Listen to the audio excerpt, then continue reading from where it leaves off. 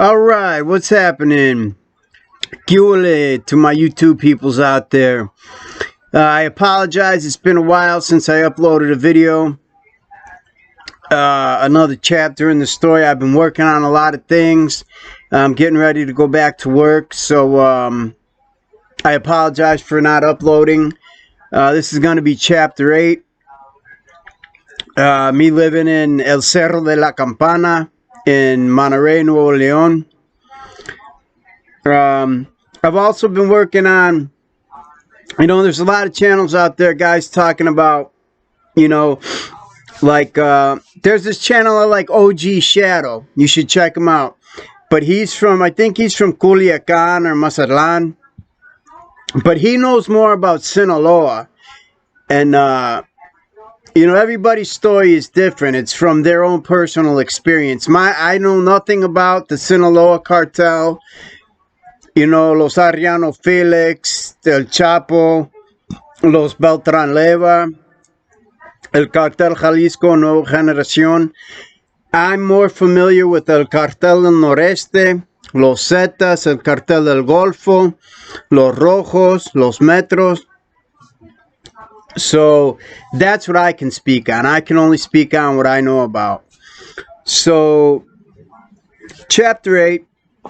At this point, I'm still living in La Campana, doing my thing. Just trying to survive, day by day. I'm still working for the architect. Fucking pinche arquitecto.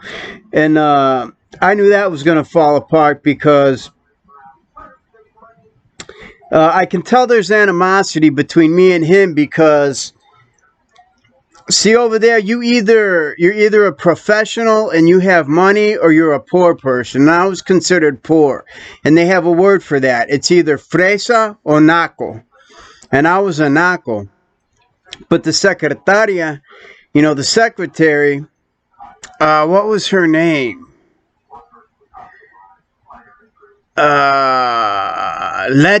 Leticia. She was, she couldn't get enough. And, an American guy, and if, she was always saying, if you cleaned yourself up, you would be so handsome and this and that and woo woo. But I was carrying on with this secretary and this architect couldn't stand it. So, that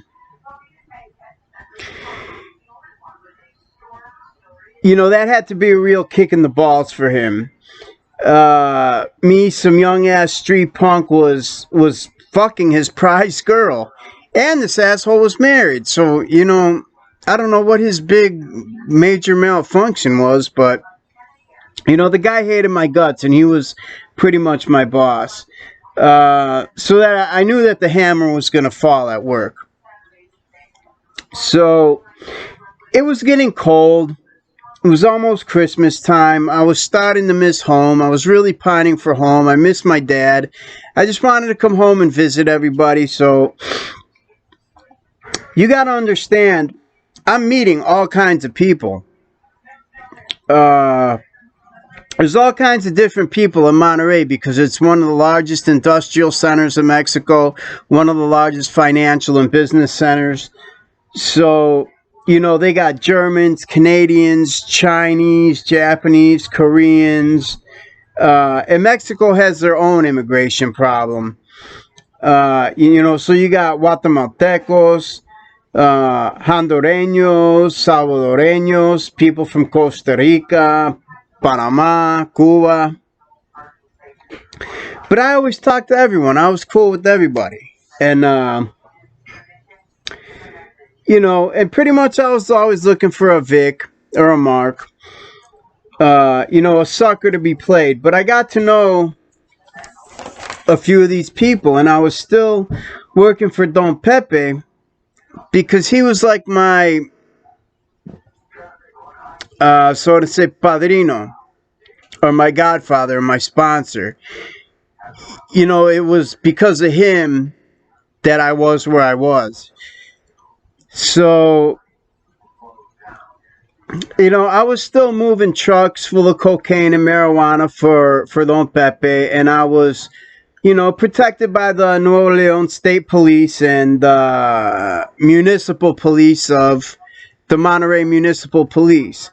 Um, but some other municipal police departments, um, some of them were alineado, and that's a saying. Cuando tienes que alinear la gente, that means you have to put the people in line, to whatever you're doing. It's either take the money or we're going to kill you and your family. So it's plata o plomo, silver or lead. That's what I mean when I say alinear la gente. Get the people in line. So, I'm working with relative impunity. I could cross the border simply with my ID. Remember now, this is all pre 9/11. So crossing the border wasn't that difficult. I mean, it was just, show your ID, American citizen. We were Chicago, da da da. All right, go ahead. So crossing the border was easy. Now, again, this is pre 9/11, so I could cross the border right over into Texas and go to a gun shop or a sporting goods store, and I could buy AK-47s, AR-15s, any type of shotgun or rifle, just with my Texas state ID and the cash, whatever the item cost. Only thing I could not purchase was a handgun because of the waiting period. But shotguns, rifles, I could buy as many as I wanted and drive them right back across. So I was doing a little bit of arms smuggling too. And so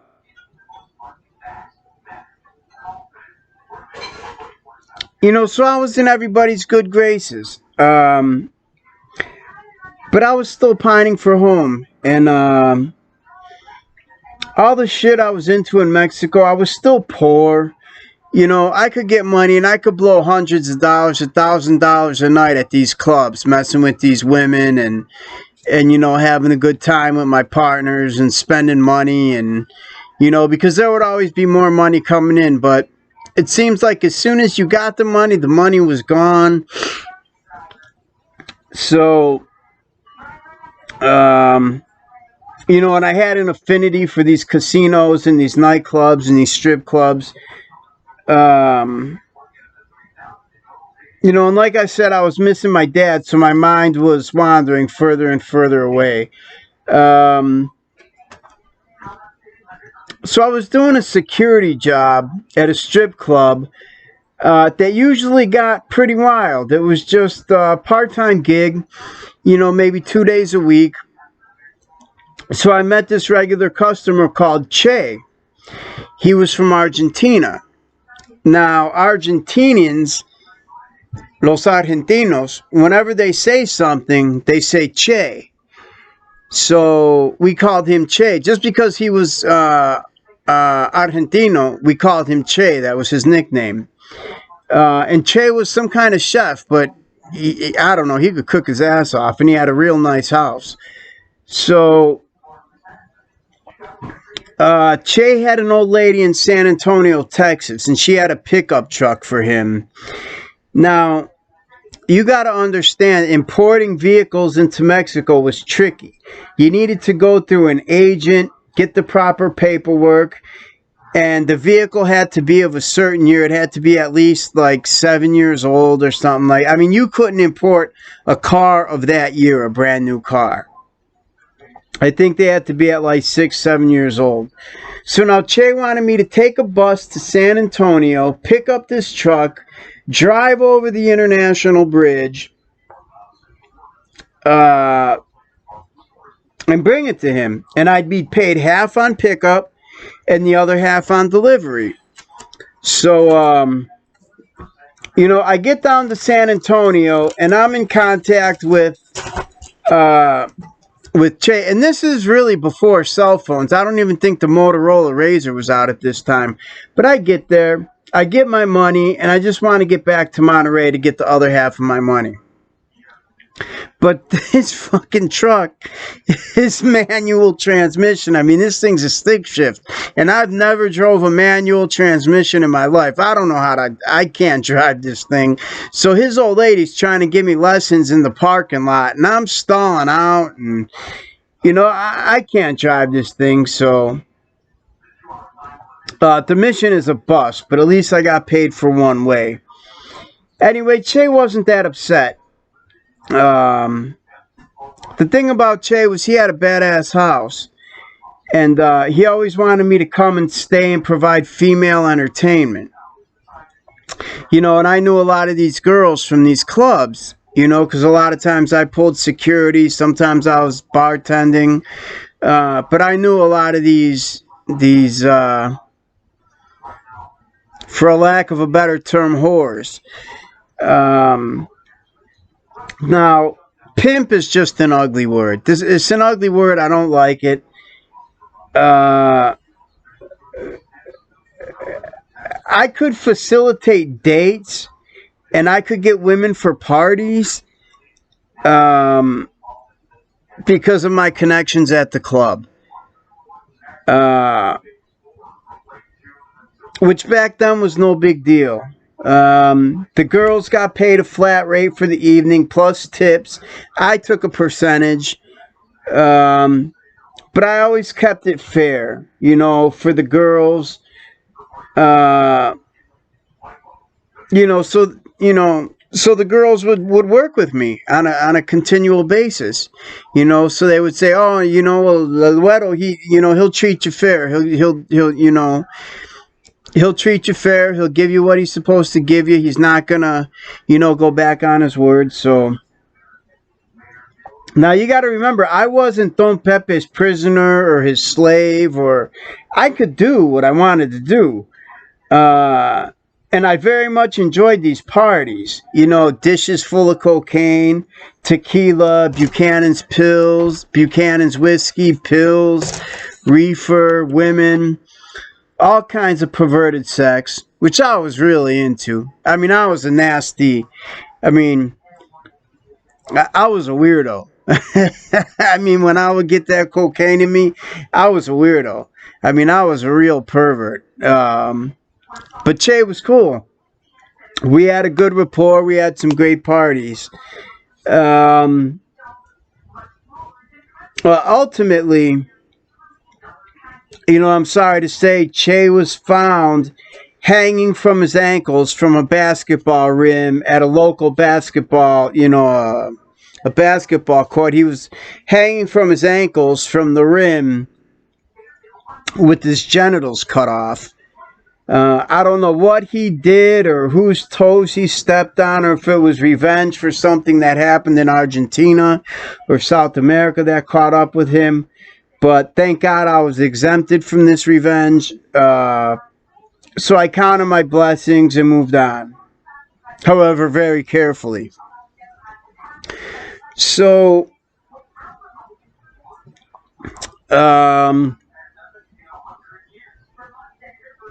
I came back to Monterrey. I still had this little money that I got paid in San Antonio, Texas. So I tried to save that. And my plan was to try and get another bus ticket to Laredo or San Antonio and just try and bum, get what I could together and bum what I needed. Or, talk to the bus driver or one of the female staff, that were like bus attendants, into letting me ride to Chicago. So I ended up in San Antonio. That's as far as I got. I got off the bus in San Antonio. So I asked the first people I see, hey, where's the Mexican neighborhood? Where do I find the Mexicans? And they're like, oh, well, you take this bus down, you'll see a tortilleria, a restaurant, and you get off there, and da-da-da. So, but I'm tired, I'm hungry, I got this bag. So I go in this restaurant, and I sit and wait. And the owner comes in and you know, he takes pity on me and he serves me a big old plate, you know, with arrachera, beans, rice, tortillas, everything. And I was starving and I scarfed this shit down. And he says, there's a man that comes by and he's always looking for people to work on his ranch. If you want to wait, maybe he'll come by. So I'm waiting and waiting and waiting. Finally, this guy eventually does show up.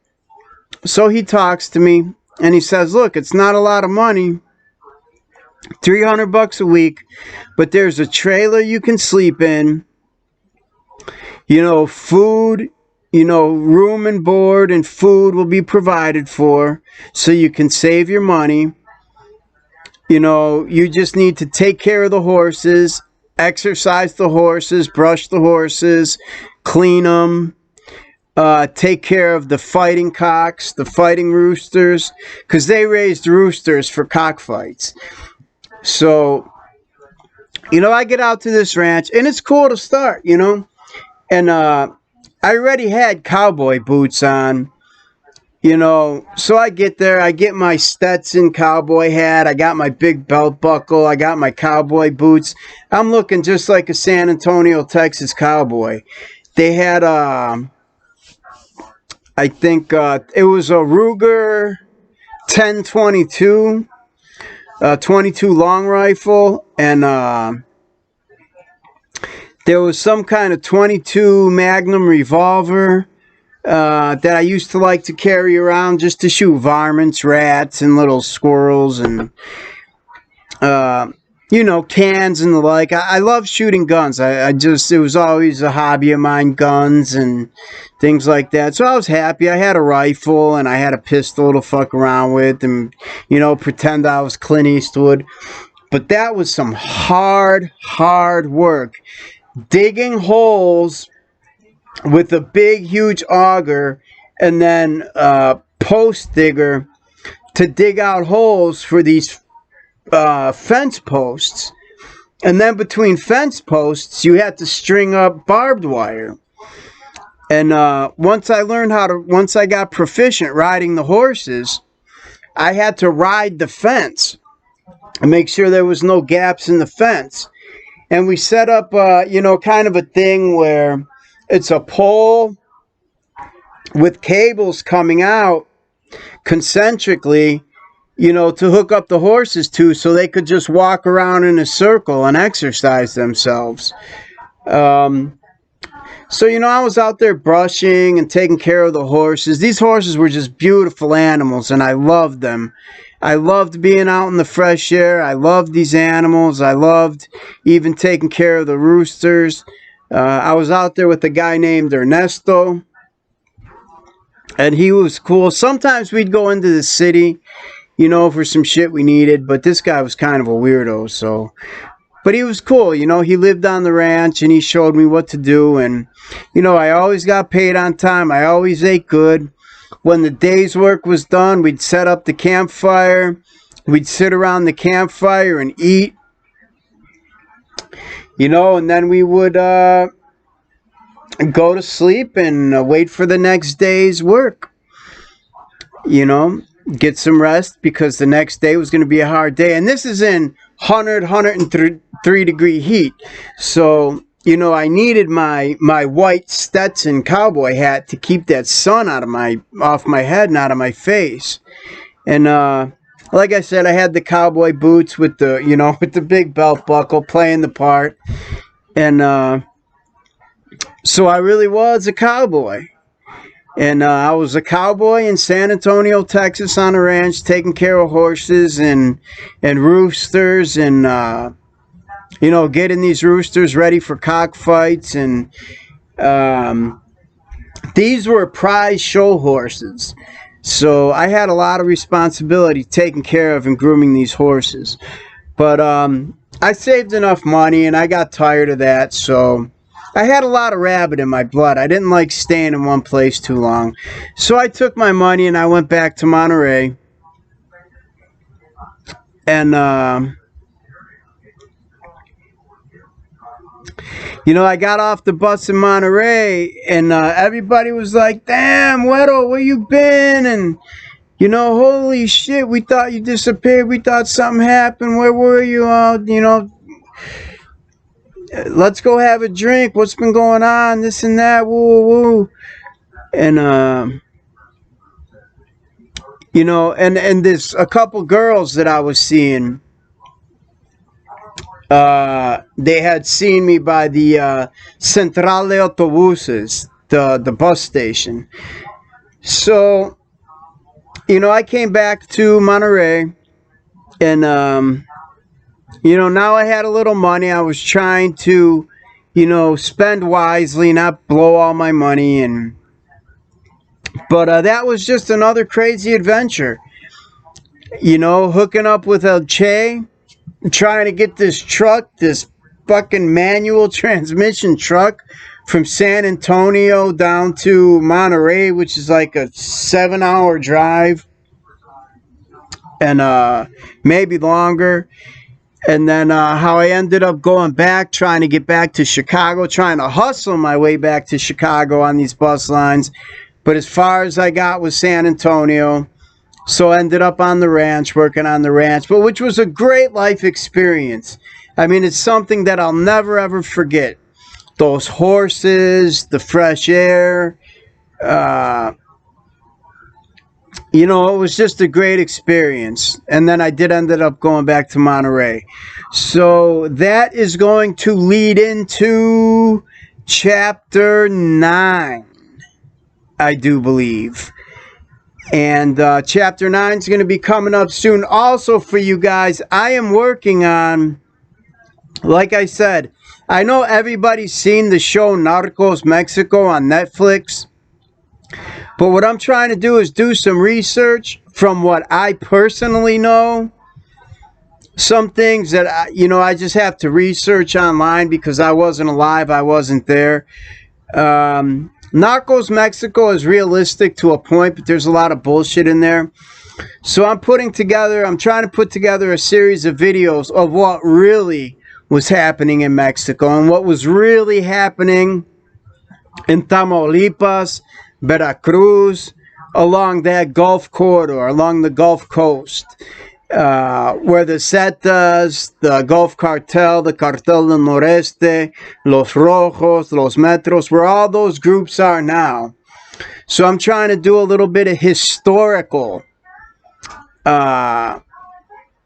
work and bringing you guys the history, the real history, what really went down with the government, with the Partido Revolucionario Institucional, the PRI, the reigning political party.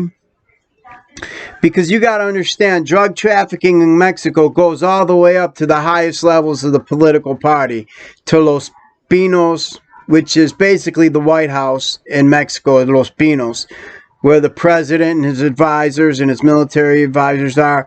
The narcotráfico goes all the way up to them. So I'm doing a lot of research. I got a lot of notes. It's just a lot of reading and a lot of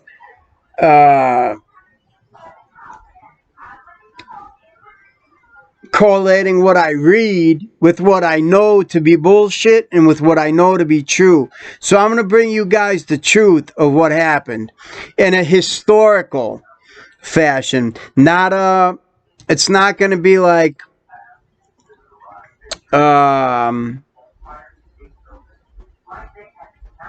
journalistic, but it's going to be, you know, historical, what really happened, what led to this, what led to that. You know, what led to the, you know, about the massacre on Federal Highway 101, Carretera Federal 101, la Carretera de la Muerte, the Highway of Death. I'll get into that.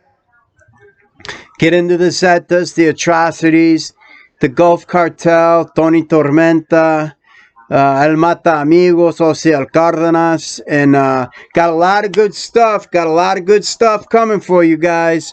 So You know, I'm sorry for the lack in uploads. I just been really busy. I'm going back to work pretty soon. I'm trying to get that all set up. It's been a long time since the coronavirus. So, yeah, I just wanted to shoot this chapter up. It was kind of a cool experience. You know, I'm glad I never got kicked by one of them horses. At first, I was scared.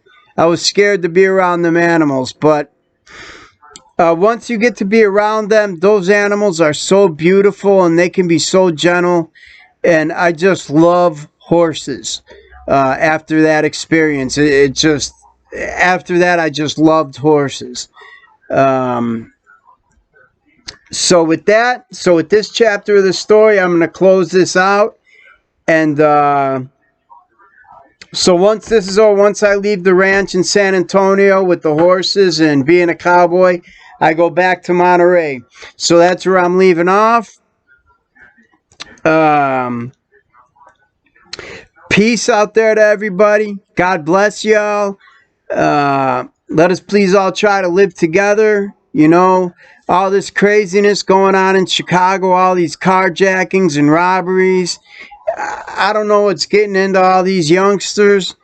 But you never know who you're going to try and pull it with, and you're going to pull it with the wrong person. And they're going to peel your cap back. And, you know, I don't even need a gun. I got no problem with yeah, I don't even want to go there. But what I'm saying is, we need to try to live together. You know, everybody's going through the same thing. Everybody out here is hurting. So let's not take something from somebody that works hard for their shit and go out there and all of a sudden you got balls because you got a gun and you're going to go take someone's stuff. That don't take balls. That takes a coward. A coward. If you do that, you're a little bitch-made coward. And that's how I feel about it.